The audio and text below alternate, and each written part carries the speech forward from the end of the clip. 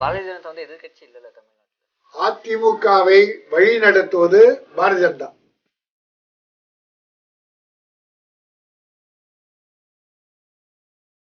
Sir, Bharatiya ஜனதாவுக்கு பெண் என்றாலே பிடிக்காது சார்.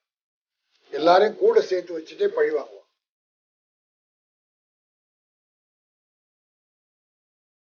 இப்போ டிஎம்கே விசஸ் ஏடிஎம்கே போயிட்டு டிஎம்கே விசஸ் பிஜேபி வந்துருச்சோ, ஏன்னா இப்போ சமீப காலமா அந்த மாதிரி தான் சர்ச்சை எல்லாமே போயிட்டு இருக்கு. அந்த இடத்துக்கு வந்து வந்துட்டாங்க நினைக்கிறீங்க பிஜேபி? ஏடிஎம்கே அப்படி அடிமை ஆயிட்டாங்கன்னு தான் எனக்கு தோணுது. இப்போ லியோ பாடல் வந்து ஒன்று ரிலீஸ் ஆயிருக்கு. விஜயோட பிறந்தநாள் முன்னிட்டு அவங்க வந்து ரிலீஸ் பண்ணியிருந்தாங்க. அந்த பாடல் மேல அவர் வந்து புகைப்பழக்கத்தையும் மது இதெல்லாமே ப்ரொமோட் பண்றாரு இளைஞர்களுக்கு அப்படின்ட்டு அவர் மேல வந்து பல்வேறு குற்றச்சாட்டுகள் வந்தது. யாருக்கு சார்? விஜய் தான்.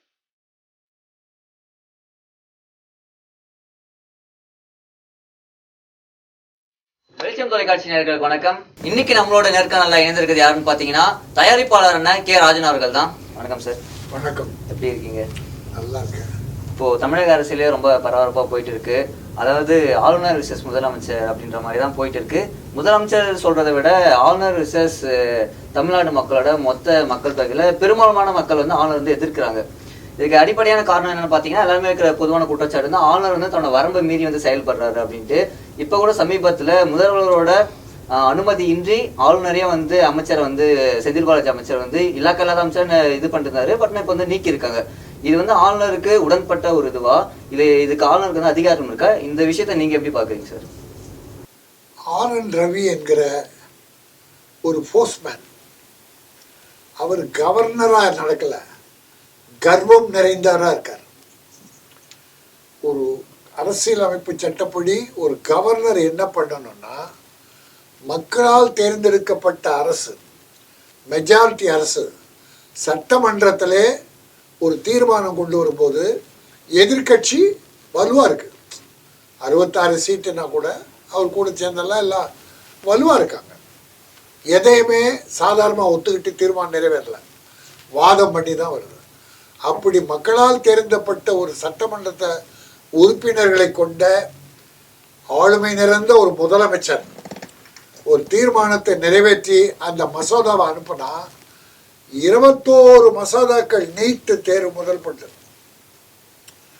உள்ள சீட்டுக்களை போட்டு உட்கார்ந்துருக்க. மேல உனக்கு இதை விட என்ன வேலை? வாரத்துக்கு ஒரு நாள் ஏதாவது தேவையில்லாத ஒரு பிரச்சனையை, கல்லூரிக்கு போகிறது, பொது நிகழ்ச்சிகள் கலந்துக்கிறது, ஆர்எஸ்எஸ் என்ன சொல்லுதோ அதைப்படி நீ வந்து குழப்பத்தை உருவாக்குற. மக்களை வாரத்துக்கு ஒரு நாள் ஒரு பிரச்சனை ஏதாவது குண்டு தூக்கி போடுறது, பிறகு எங்கள் மந்திரிகள் மற்றவங்க கட்சிக்காரெல்லாம் அதுக்கு பதில் சொல்றது. பிறகு இன்னொரு கோழை இருக்கார், அது அண்ணாமலை. அண்ணாமலை என்பவர் ஆரம்பத்திலிருந்து ஒரு கட்சியில் வந்திருந்தா ஒரு நாகரிகம் தெரியும். கர்நாடகத்தில் போலீஸ் அதிகாரியாக இருந்தவர். போலீஸ் அதிகாரியாக இருந்தப்போ அவர் நல்ல செயல்படலை என்பது எல்லாருக்குமே தெரியும். ஆனால் அவர் அதை ராஜினாமா பண்ணிட்டு உடனே பாரதிய ஜனதா தலைவர் ஆகிறது எந்த கட்சியிலுமே நடக்காது. அப்படின்னா தமிழ்நாட்டில் உனக்கு தலைவர்களே இல்லையா? நல்ல தலைவர் இல்லையா? காலாகாலமாக இந்த பாரதிய ஜனதா வளர்ச்சிக்கு கஷ்டப்பட்டவங்க எத்தனை பேர் இருக்காங்க. அவங்களெல்லாம் விட்டுட்டு எங்கேயோ கர்நாடகத்திலேருந்து ஒருத்தனை இறக்குமதி பண்ணி அவனை கண்டபடி உளர விட்டு ஏதோ ஒன்று சேற்றவாரி அப்படி தூக்கி விட்டு போயிடுறது. இப்போ நாம் என்ன பண்ணால் எல்லாம் தொடங்கிறது அது இல்லைன்னு சொல்லணும். இந்த மாதிரி கவர்னர் தமிழக மக்களின் அந்த ஒற்றுமையை குலைப்பதற்கும், தமிழகத்திற்கு உள்ள நாகரிகம் கலாச்சாரத்தை குலைப்பதற்கும் இங்கே வந்து உட்காந்துருக்கார். சமஸ்கிருதம் வளர்க்குறாரு. கவர்னர் மாளிகையில் ஆர்எஸ்எஸ் கூட்டம் நடத்துகிறார். அண்ணாமலையும் சேர்ந்து 2 பேர் ஏதாவது பொய் குண்டை போட்டால் அது இங்கே கலங்கப்படுத்தணும் திமுகவை. திமுக ஆட்சி நேர்மையாக நியாயமாக நடக்குது. சில விஷயங்கள் எப்படின்னு தெரியாது, ஆனால் அது கேள்வி கேட்கலாம். எதிர்கட்சினா அது கேள்வி கேட்கலாம். ஆனால் அதுக்காக இப்படி குழப்ப தோண்டி பொய்யான குற்றச்சாட்டு. பாரதிய ஜனதா வந்து எதிர்கட்சி இல்லைல்ல தமிழ்நாட்டில். எதிர்கட்சி அவன் தான். இப்போ அதிமுக வந்து அவங்களை அடிமையால் இருக்காங்க. அதிமுகவை வழி நடத்துவது பாரதிய ஜனதா. வழி நடந்தா இவங்க என்ன சொல்றாங்களோ. 60 சீட் வந்து அதிமுக வச்சிருக்காங்க அப்படின்னும் போது அவங்க தான் மெஜாரிட்டி. இன்னும் 100 சீட்டு கூட கொடுங்க. ஆனா வரலாறு என்ன சொல்லும், டெல்லியில இருந்து அன்னைக்கு ஜெயலலிதா என்ன சொன்னாங்க, மோடியா லேடியா, லேடி தான் ஃபர்ஸ்ட் செய்து காட்டினாங்க. ஆனா இப்ப இருக்கிற அதிமுக மோடி தான் தன் தலைவர், அவரால் நியமிக்கப்பட்ட அண்ணாமலை, அவனுக்கு பயப்படுறீங்க, கவர்னருக்கு பயப்படுறீங்க. அப்போ என்ன கட்சி நடத்துறீங்க? எத்தனை எம்எல்ஏ இருந்து என்ன பிரயோஜனம்? இன்னைக்கு நாளைக்கு இதே கதி உங்களுக்கு வராதா? தமிழகத்தின் நலன் பார்க்கிற போது நம்முடைய கவர்னர் அநியாயமான பல காரியங்களை செய்கிறாரு. இங்கே மக்கள் தேர்ந்தெடுக்கப்பட்ட ஒரு ஆட்சி, நியாயமா முதலமைச்சர் நடந்துகிட்டு இருக்காரு. இல்ல இப்ப ஆளுநரே வந்து என்ன சொல்றாரு பாத்தீங்கன்னா, நான் வந்து அரசியலமைப்பு சட்டத்துக்கு உட்பட்டு தான் செயல்படுறேன் அப்படின்றது. ஆர்டிகல் மென்ஷன் ஆர்டிகல் 163 164 பிரகாரம் நான் வந்து உட்பட்டு தான் செயல்படுறேன், எனக்கு வந்து அமைச்சரவையிலிருந்து யார் யார் இருக்கணும் யார் யார் இல்லை அப்படின்ற அதிகாரம் வந்து எனக்கு இருக்கு அப்படின்ட்டு ஆளுநர் வந்து சொல்றாரு. அப்போ செந்தில் பாலாஜியை நீக்கிட்டேன், அவங்க இலாக்கா இல்லா மந்திரி ஆகிட்டாங்க, உடல் நலம் இல்லை, மருத்துவமனையில் இருக்கார். முதலமைச்சர் இலாக்காவை எடுத்து வேற கொடுத்துட்டார். நீ என்ன பண்ற? அதுக்கு முன்னாலே லெட்டர் அனுப்புற. இந்த இடின்னு சொல்றாங்கல்ல, அது வர்றதுக்கு முன்னால கவர்னர் லெட்டர் போயிருக்கு, 31 நினைக்கிறேன், அவரை மந்திரி பதவியில் நீக்கணும்ன்ற. அப்போ ஒருவேளை இது எல்லாமே பிளானா இருக்குமா சார்? பிளானிங், சதி திட்டம், லெட்டர் வந்திருக்கு. சதி திட்டம். அண்ணாமலையும் கவர்னரும் இடியை அனுப்புகிறார்கள். சரி, இப்ப லண்டன் போனார் அண்ணாமலை, ஒரு நிருபர் கேள்வி கேட்டார, லண்டன்ல போய் செந்தில் பாலாஜி தம்பியை சந்தித்தீர்களா அப்படி கேட்டார். அதுக்கு என்ன பதில் சொன்ன? முதலமைச்சர் சொன்னாரா இல்ல அவங்க மனைவி துர்கா ஸ்டாலின் சொன்னாங்களா? அறிவு இருக்கா? மனைவியை ஏன் எடுக்கணும்? இவர் அரசியல் தலைவர், ஒரு கட்சி தலைவர், முதலமைச்சர், விமர்சனத்துக்குரியவர் தான், அவரை நீ பேசலாம். அந்த அம்மா தெய்வ பக்தியோடு நாடு பூரா போய் நாடு நல்லா இருக்கணும், வீடு நல்லா இருக்கணுன்றாங்க. இனி அவங்கள போய் இழுக்கிறிய, நீ என்ன ஆண்மகனா? அண்ணாமலையை கேட்குறேன், அந்த பதில் நியாயமான கேள்வியா? அது என்ன காரணத்துக்காக அந்த மாதிரி, அதாவது திமுக வட்டாரங்கள் அப்படின்னும் போது முதலமைச்சர் வந்து மென்ஷன் பண்ணியிருக்கலாம், ஆனால் டிஎம்கேவோட தலைவரும் கூட ஆளுங்கட்சியோட தப்பே இல்லை. அதாவது இல்லைன்னா டிஎம்கேவை சார்ந்த மற்ற நபர்கள் வந்து மென்ஷன் பண்ணிருக்கலாம். அவங்களோட துணைவியார ஒரு பெண்ணை வந்து அந்த இடத்துல வந்து மென்ஷன் பண்றதுக்கான காரணம் என்னவா இருக்கும்? நீங்க சார், பாரதிய ஜனதாவுக்கு பெண் என்றாலே பிடிக்காது சார். எல்லாரையும் கூட சேர்த்து வச்சுட்டே பழி வாங்குவான். பாலியல் பலாத்காரம், எத்தனை பெண்கள். நீங்க ரகுராம், காயத்ரி ரகுமான், அந்த பொண்ணை கேட்டு பாருங்க. அந்த பிள்ளை சினிமாவில இருந்து பொறுப்பு என்னது கலைப்பிரிவு தலைவியா கொடுத்தாங்க. அது நிறைய நடிகைகள்லாம் உள்ள சேர்த்தது, வளர்த்தது. அது கொள்கைக்காக போல, பதவிக்காக எல்லாரும் போனாங்க. பிறகு அந்த பிள்ளைக்கே டார்ச்சர் கொடுத்துருக்க. எத்தனை பெண்களை நீ டார்ச்சர் கொடுத்துருக்க? குஜராத்தில் கர்ப்பிணி பெண்ணை கற்பழித்து பிறகு அதை கொன்று 11 பேருக்கு ஜெயில் தண்டனை கொடுத்தாங்களே, அதை திருப்பி அந்த குஜராத் அரசாங்கத்துடைய சலுகையோட அவன்லாம் வெளியே வர்றான். பாரதிய ஜனதாவை கொண்டாடுறான் அவன் ரிலீஸை. அப்போ பெண்களுக்கு என்ன மரியாதை கொடுக்குற? அதனால தான் இந்த அம்மா துர்கா ஸ்டாலினையும் இந்த ஆள் மரியாதை எல்லாம் பேசியிருக்காரு. ஆனால் பெண்கள் வந்து தரக்குறைவா பேசுகிற இடத்துல பிஜேபி இருக்குன்னு நீங்கள் சொல்லுவீங்க? தரக்குறைவாக தான் நடத்துவாங்க.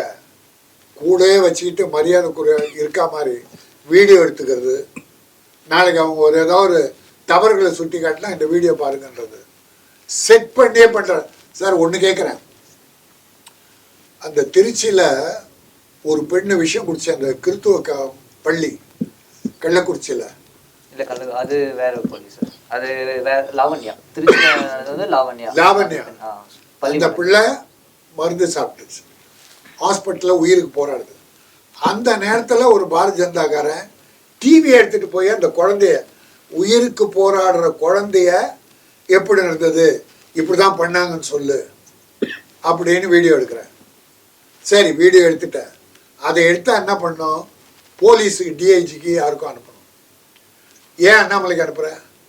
இப்போ அண்ணாமலை செட் பண்ணி உயிருக்கு போராடுற அந்த லாவண்யா குழந்தைய வற்புறுத்தி சித்திரவதை பண்ணி பேட்டி வாங்குறீங்க. பிறகு அதை அண்ணாமலை வெளியிடுறார். அப்படின்னா நீ என்ன போலீஸ் ஆஃபீஸராக வேலை பார்த்த? அங்கே இருக்கிற போலீஸ் அதிகாரிக்கே உனக்கு மரியாதை கொடுக்க தெரியலையே. எத்தனை அவமானப்படுத்துவீங்க? முதலமைச்சர் எவ்வளோதான் பொறுமையாக பார்க்குற, அவர் ஏதோ பெரிய ஒரு ஞானி போல் இருந்துக்கிட்டு எல்லாத்துக்கும் உள்ள அடக்கமாக நாகரிகமாக மத்திய அரசுக்கும் மரியாதை கொடுத்து, இல்லைன்னா கவர்னரை உடனே விரட்டி அனுப்பணும். இப்போ தமிழ்நாட்டில் வந்து இத்தனை வருடம் காலமாக, ஒரு 50-60 வருட காலமாக திராவிட கட்சிகள் தான் சொல்லிட்டு இருந்தாங்க. எதிர்கட்சி இருந்தாலும் சரி, ஆளும் கட்சி இருந்தாலும் திராவிட கட்சிகள் தான். இப்போ டிஎம்கே vs ஏடிஎம்கே போயிட்டு டிஎம்கே vs பிஜேபி வந்துருச்சோ? ஏன்னா இப்போ சமீப காலமா அந்த மாதிரி தான் சர்ச்சைகளுமே போயிட்டு இருக்கு. அந்த இடத்துக்கு வந்துட்டாங்கன்னு நினைக்கிறீங்களா பிஜேபி? ஏடிஎம்கே அப்படி அடிமை ஆயிட்டாங்கன்னு தான் எனக்கு தோணுது. அது சின்ன கட்சி தான். அண்ணாமலை வந்த பிறகுதான் ரவுடிகள், கேடிகள், கள்ளக்கடத்தல்காரர்கள், கொலைகாரர்கள் எல்லாரும் வந்து சேர்ந்தது. அண்ணாமலை தான் சேர்த்தார். இதுக்கு முன்னால தமிழிசை சவுந்தரராஜன் நியாயமா நாகரிகமா கட்சி வளர்த்து, பொன் ராதாகிருஷ்ணன் நியாயமா கட்சி வளர்த்தார். இன்னும் எத்தனையோ லீடர்கள் இருக்கும்போது திடீர்னு கர்நாடகத்தில் போலீஸ் அதிகாரியா இருந்து என்னென்ன ஊழல் பண்ணியோ, எத்தனை கேடுகள் அங்கே விளைவிச்சியோ. அப்போ அதே மாதிரி நீ கவர்னர் எடுத்துக்கிட்டா உங்களுக்கு அங்கிருந்து அடிச்சு, நாகாலாந்துல இருந்து அடிச்சு விரட்டப்பட்டவர் அவர். அவனும் சும்மா இங்க அது மாத்தல, அங்க மக்களால் வெறுத்து ஒதுக்கப்பட்டு ஓடி வந்தவர். பீகார்கார். தமிழ் பண்பாடு பத்தி என்ன தெரியும்? நீங்க வந்து சம்ஸ்கிருதத்தை வளர்க்கணும், தமிழை அழிக்கணும்னே இருக்க. ஆக எதற்கு ஒட்டு மொத்தமாக நமக்குள்ள கட்சி வேறுபாடு எது வேணா இருக்கட்டும், கவர்னர் செய்கிற அநியாயத்திற்கு, அக்கிரமத்திற்கு, கலவரத்திற்கு, கலாச்சார சீர்கேட்டிற்கு எல்லா கட்சிகளும் ஒன்று சேர்ந்து அவரை விரட்டி ஆகணும். பிரைம் மினிஸ்டரோ அல்லது ஜனாதிபதியோ அவரை வந்து வாபஸ் பெறணும். அண்ணாமலை கட்சியில் இருக்கிற வரைக்கும் பாஜகவில் அந்த கட்சி வேரூன்றாது, வளராது. ஏதாவது மத்தியில் வர 2024 பாரதிய ஜனதா வட இந்தியாவில் கூட வராது. ராகுல் காந்தி என்ற ஒரு எழுச்சி மிக்க தலைவன் உருவாயிட்டான். மக்கள் ஏற்றுக்கிட்டாங்க, கர்நாடகம் சொல்லிடுச்சு. அடுத்து மு.க. ஸ்டாலின், அவரை இன்னைக்கு இந்தியாவில் நம்புறாங்க ஒரு லீடரா, நல்ல லீடரா. ஏன்னா பாட்னாவில் அவருக்கு கிடைத்த மரியாதை, அவர் கொடுத்த திட்டங்கள் நல்லா இருந்தது, அதை ஏற்றுக்கிட்டு வர்றாங்க. எல்லா கட்சிகளும் ஒன்று சேர்றாங்க. பாரதிய ஜனதாவுக்கு 24 சாவு மணி அடிக்க போறாங்க. இல்லை, மத்திய பிரதேசில், அதாவது வட மாநிலங்கள் வந்து டிஎம்கே பற்றி மோடி அவர்கள் பேசுகிறாங்க. அதாவது டிஎம்கேன்னு எடுத்துட்டிங்கன்னா இங்கே சவுத் சைடில் வந்து ஆந்திரா, கர்நாடகா எல்லா இடத்துலையும் இருக்காங்க. ஒரு மினிமம் இதுவாக தமிழ்நாடு மெஜாரிட்டியாக இருக்காங்க. வட மாநிலங்களை போயிட்டு டிஎம்கேக்கு ஓட்டு போடாதீங்க, அது ஹிந்திலே பேசுறாரு. அத்தகைய தாக்கத்தை இந்திய அளவில் வந்து டிஎம்கே உருவாக்கியிருக்காரு. இந்த கூட்டணியும் இந்த ஆட்சி வந்து உருவாக்கி. ஒரு பிரைம் மினிஸ்டர்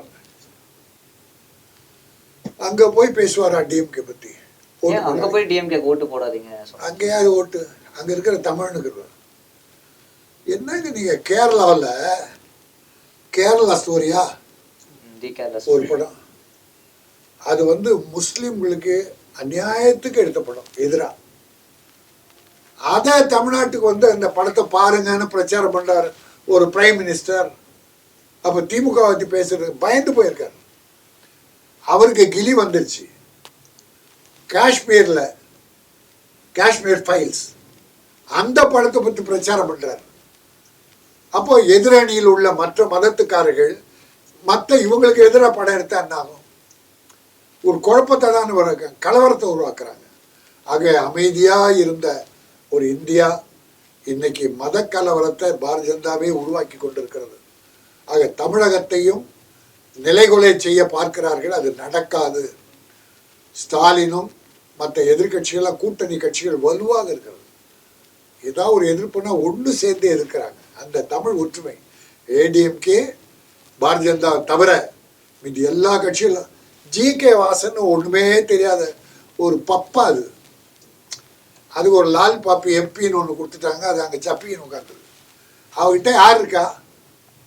அது ஒரு குரல் கொடுக்குது. அப்புறம் கிருஷ்ணசாமியா ஒரு சீட்டு, அரை சீட்டுக்கெல்லாம் கையேந்தி கிடக்கிறாங்க. ஒரு தமிழ்நாட்டை கெடுக்க ஒரு பாரதிய ஜனதா வருது. ஜனார்தனத்தை இங்கே ஒரு புரட்சியான பெரியாரின் அம்பேத்கரும் வளர்த்த அந்த திட்டங்களை அற்புதமாக நிறைவேற்றிக்கிட்ட ஒரு ஆட்சி நடக்குது. நீ பொய் பிரச்சாரம் பண்ணி மக்களை குழப்பி நிம்மதி இல்லாம பண்ணிட்டு இருக்காங்க. சரி, இப்போ அதாவது இப்போ நம்ம ஆளுநர் பக்கம் திரும்ப வந்தால் இதில் இவ்வளோ குற்றச்சாட்டுகள் வந்து நீங்கள் ஆளுநர் மேலே வைக்கிறீங்க, அண்ணாமலை மேலே வைக்கிறீங்க, எல்லாமே இது பண்ணுங்க, பரபரப்பாக போயிட்டு இருக்கு.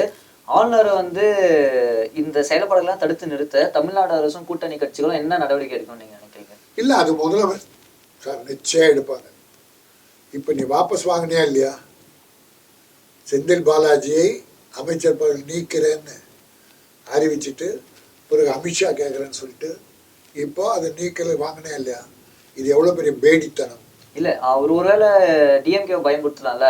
ஓகே, நான் சும்மா நம்ம சொல்லி பார்ப்போம். டிஎம்கே அஞ்சாது, ஆளுங்கட்சி பயன்படுத்தலாம்ல. நம்ம ஆளுங்கட்சி அஞ்சாது. அது முத்தமிழ் கலைஞரின் மகன் ஆட்சி. கூட இருக்கிறது திருமாவளவன், கம்யூனிஸ்டுக்காரங்க, வலுவான எதிர்கட்சிகள்லாம் ஒன்னா இருக்காங்க. அது வரைக்கும் இந்த ஆட்சி யாராலும் கலைக்க முடியாது. அதனால இந்த கவர்னர் இந்த கிலுகிலுப்பை காட்டுறதுக்கெல்லாம் எங்க அஞ்ச மாட்டாங்க. அதனால வலுவா தமிழக மக்கள் முதலமைச்சர் தளபதி ஸ்டாலின் பின்னால் எதிர்கட்சிகளின் துணையோடு கூட்டணி கட்சிகள் வலுவாக இருக்கிறது. அதனால ஒண்ணுமே பண்ண முடியாது. பாருங்க, விரைவில் ஒரு மாதத்தில் இந்த கர்வமிக்க கவர்னர், தமிழகத்தை நிலைகுலை செய்பவர் ஓட போறார் பாருங்க. டெல்லி கூப்பிட்டு மறுபடியும் நாகாலாந்து, சத்தீஸ்கர் அங்கே எங்கன்னா போட போறாங்க. அடுத்ததா நம்ம முன்னாடியே ஒரு நேர்காணல் பேசினோம், விஜயோட அரசியல் குறித்தும் அந்த பரிசு எல்லாமே கொடுத்தது குறித்தும் ஒரு நேர்காணல் பேசணும். நீங்களும் நல்ல விமர்சனங்களாக வச்சிருந்தீங்க. இப்போ அது என்ன பிரச்சனை, இப்போ லியோ பாடல் வந்து ஒன்று ரிலீஸ் ஆயிருக்கு. விஜயோட பிறந்தநாள் முன்னிட்டு அவங்க வந்து ரிலீஸ் பண்ணியிருந்தாங்க. அந்த பாடல் மேல அவர் வந்து புகைப்பழக்கத்தையும் மது இதெல்லாமே ப்ரொமோட் பண்றாரு இளைஞர்களுக்கு அப்படின்ட்டு அவர் மேல வந்து பல்வேறு குற்றச்சாட்டுகள் வந்தது. ராஜேஸ்வரி பிரியா அவர்களும் அவங்க மேல குற்றச்சாட்டெல்லாம் வச்சிருக்காங்க. அவர் வந்து இளைஞர்களை சீர்குலைக்கிறாரு, இந்த மாதிரி குற்றச்சாட்டுலாம் வச்சிருக்காங்க. இதெல்லாம் நீங்க எப்படி பாக்குறீங்க சார்? திமிரு யாருக்கு சார்? விஜய் தான். ஏங்க கவர்மெண்ட் ஒரு சட்டம் போட்டு, முதல்ல கவர்மெண்ட் பண்ற தப்பு. சிகரெட் பிடிக்காதன்னு ஒரு வரி போட்டா போதுமா? சிகரெட் கேன்சர் இருக்குல்ல, அப்ப நீ என்ன வரி போட்டு குடிக்க வைக்கிறதா? கம்பெனியே மூடணும். சிகரெட்டு கேன்சர் தருதா? மக்களை காப்பாத்துறதான்னு அரசாங்கம். அப்போ கேன்சர் உருவாக்குகிற அந்த சிகரெட் கம்பெனிகளை ஏன் வர வைக்கிற? ஏன் திறந்து விட்டுருக்க? திறந்து விட்டுட்டு குடிக்காத பிடிக்காத. குடியை கெடுக்கும், குடலை கெடுக்கும், உடலை கெடுக்கும். குடியை மூடு. ஆல் இண்டியா பூரா கடையை மூடு. அது என்ன ஒரு வரி போடுற? அது முதல் அரசாங்க தப்பு, அரசாங்கம் செய்வது தவறு. ஆனால் அப்படி ஒரு அரசாங்கம் ஆரம்பிச்சிச்சு, வருவாயே ஏதோ ஒன்று. அது எவ்வளோ விளம்பரம் பண்ணுறாங்க, சிகரெட் பிடிக்காதீங்க, குடிக்காதீங்கன்னு. ஒரு பொறுப்புள்ள ஒரு ஹீரோ, புகழ்மிக்க ஒரு ஹீரோ, இளைஞர்களின் செல்வாக்கு பெற்ற ஹீரோ. இந்த இளைஞர்கள் நல்வாழி கட்டணுமே தவிர சிகரெட் பிடிக்கிற போஸ்டர் போடுறது, பீர் பாட்டில் அடிக்கிறதெல்லாம் நீ என்ன ஹீரோ? அது ஒழுக்கக்கேடை நீ வளர்க்கிறா இல்லையா? சரி, நீ பண்றதால உன் தொண்டை என்ன பண்ணுவான்? ஒரு ரசிகன், எங்க தலைவர் சிகரெட் பிடிக்கிறாரான்னு அவன் இன்னும் இருக்க சப்புவான். இல்லை, எனக்கு இதில் ஒரு சின்ன சந்தேகம் மட்டும். நீங்கள் ஒரு தயாரிப்பாளராக இருக்கீங்க. அந்த படத்தோட கதை வந்து நமக்கு இன்னும் முழுமையாக தெரியாது. அந்த படம் என்ன மாதிரியான கதையை பேஸ் பண்ணியிருக்கா, அது மாதிரி அதில் வர கதைகளை பேஸ் பண்ணி, காட்சிகளை பேஸ் பண்ணி அது வந்து பொருத்தப்பட்டிருந்தா ஒருவேளை நம்ம அப்படியே ஏற்றுக்க முடியல. எந்த கதையில சிகரெட் பிடிக்கிறதுக்காக கதை பொருந்தும்? இல்லை, வெறுமனே அந்த பாட்டை வச்சு மட்டுமே விஜயகாந்த் ப்ரொமோட் பண்றாரு. ஒருவேளை அந்த கதையில வந்து இதெல்லாமே தவறு அப்படின்னு சொல்றதுக்காக இதை செய்யலாம் அப்படின்னு சொல்லவே வேணாம். நீ விட்டாலே போதும். நீ அது தவறுன்னு சொல்லி நீ பிடிச்சி காட்டாத. அதை கண்டுக்காம இருந்தாலே இளைஞர்கள்லாம் கண்டுக்க மாட்டாங்க. நீ அதை பிடிக்காதன்னு சொன்னா அவன் பிடிப்பான். எம்ஜிஆர் ஒளிவிளக்குல அந்த குடி போதையை ஒருத்தன் குடிப்பான், இன்னொருத்தன் அதை கெட்டதுன்னு சொல்லுவான். எம்ஜிஆர் சிகரெட் எந்த படத்துல பிடிச்சிருக்காரா? ஒழுக்கத்தை அவர் நடிப்பின் மூலமா சொல்லி கொடுத்தார். நீங்க குடிக்கிறது, பாருக்கு போறது, பெண்களை குடிக்க வைக்கிறாங்க சார். இன்னைக்கு படம், நேற்று ஒரு படம் பார்த்தேன், ரெஜினா, அப்புறம் டக்கர், 2 படம் போன வாரத்தில் 1 மணி நேரம் பார்த்தேன். ஒரு பெண் சிகரெட்டை பிடிச்சிட்டு அப்புறம் இன்னும் தண்ணி அடிக்கிறா ஹீரோயினி. அது யார் செஞ்சாலுமே தவறு. சிகரெட் யாரா இருந்தாலும் ஆண் பெண்ணு, யாரா இருந்தாலும் ஆணு கெட்டு குட்டிச்சவராயிட்டான். குடும்பத்தை கெடுக்கிறது, குழந்தைகளை கெடுக்கிறது ஆண். ஒரு 60%. ஆனா பெண்கள் இன்னைக்கு குடும்பத்தை காப்பாத்துறாங்க.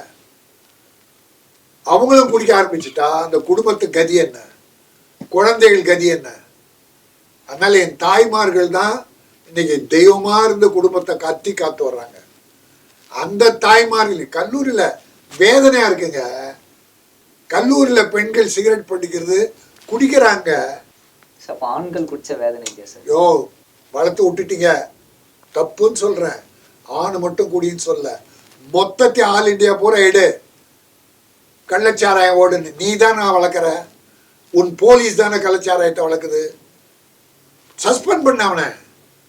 எங்கேயும் கள்ளச்சாராயம் இருக்கக்கூடாது, கடைகளை மூடு.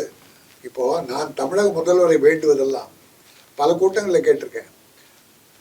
காந்தி இந்த மது டாஸ்மார்க்ல 45,000 கோடி என்னமோ வருது, அது இலவசம் மானியம் அது இதுன்னா யார் குடிக்கிறா? கொத்தனார் வேலை பார்க்குறவன், கூலி வேலை பார்க்குறவன், மூட்டை தூக்குறவன், தொழிலாளி பூரா நாள் பூரா உழைச்சிட்டு 500 ரூபா 300 ரூபா வாங்கினா நேராக பிராந்தி கடைக்கு எடுத்துகிட்டு போகிறான். அங்கே 200 குடிச்சிட்டு வீட்டு வந்து கலவரம் பண்ணுறான், அடிக்கிறான் பிள்ளைகளை. நீ கடையை மூடி இருந்தீன்னா இவன் உழைச்சி சம்பாதிச்ச அந்த 500 300 பொண்டாட்டி கிட்ட கொண்டு போய் கொடுத்தா அந்த அம்மா எல்லாத்தையும் வாங்குமே. நாம எதுக்கு இலவசம் கொடுக்கணும்? ஒருவேளை அரசாங்கம் வந்து படிப்படியா குறைக்கலாம்னு முடிவு பண்ணிருப்பாங்க. இப்போ 500 கடைகள் வந்து மூடி இருக்காங்க, உடனடியா நிறுத்திட்டு அந்த பழக்கம் வந்து அவர்களுக்கு ஏதாச்சும் உடல்நல பாதிப்பு ஏற்படலாம், அந்த கொஞ்சம் கொஞ்சமா விடலான்னு முடிவு பண்ணிருக்காங்க. குடிச்சு உடம்ப கெடுத்துட்டீங்க, கொஞ்சம் கொஞ்சமா மூடுங்க. இப்போ 500 மூடுன்னு நான் வரவேற்கிறேன்.